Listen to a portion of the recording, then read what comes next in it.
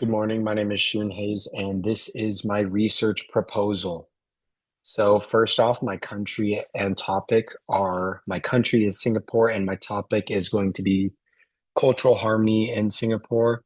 Um, it's just going to explore how Singapore manages the diversity of the many cultures and like within its society and how it maintains social harmony amongst these cultures.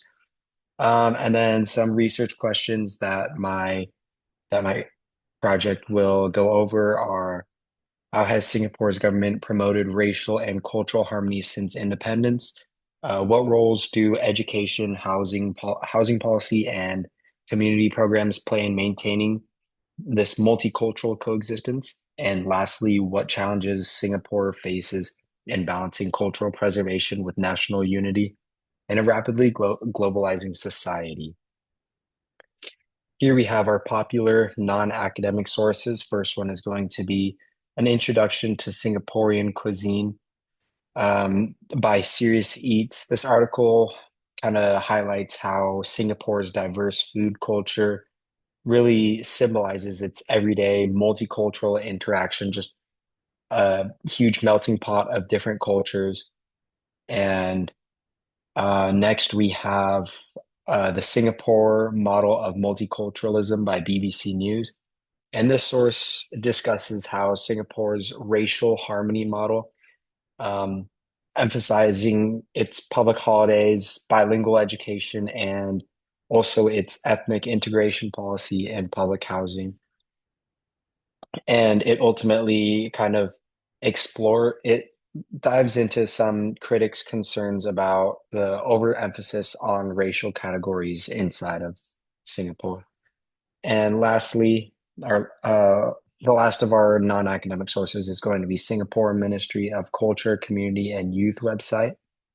Over here, it kind of outlines some ongoing initiatives, uh, such as like Racial Harmony Day and SG Secure and campaigns, which kind of promote cohesion and mutual respect amongst these cultures. And some key issues discussed in all three of these sources.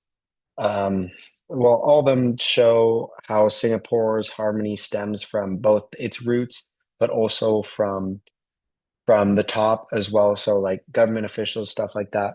However, while food and daily life do show its organic cultural blending, the tensions still remain within Singapore.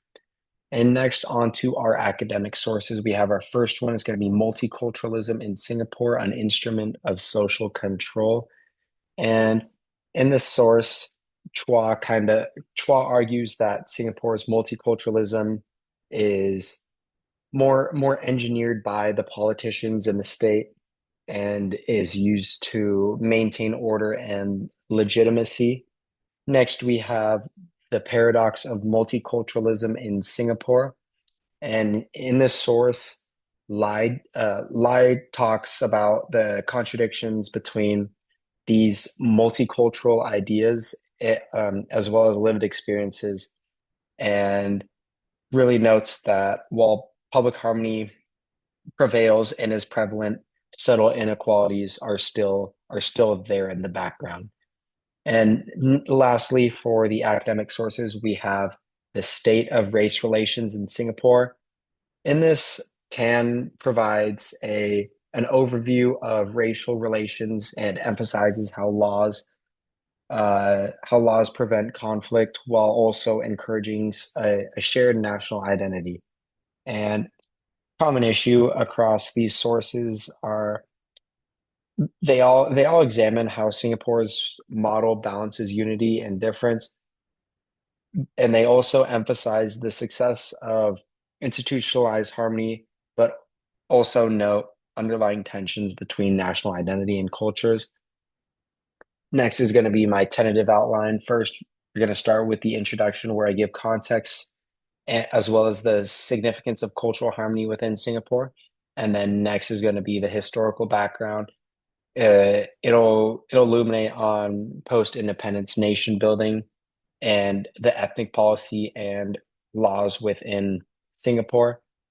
Or No, sorry, no. And then government policy is going to be education, housing, and national campaigns. And here um, is going to be talking about, of course, the laws that they use to the laws that they have implemented in order to promote this multiculturalism.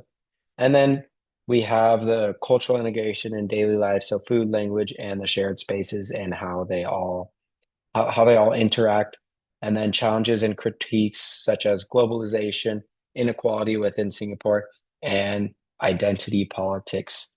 And lastly, we're going to have the conclusion where I'm going to evaluate Singapore's model and implications for other societies.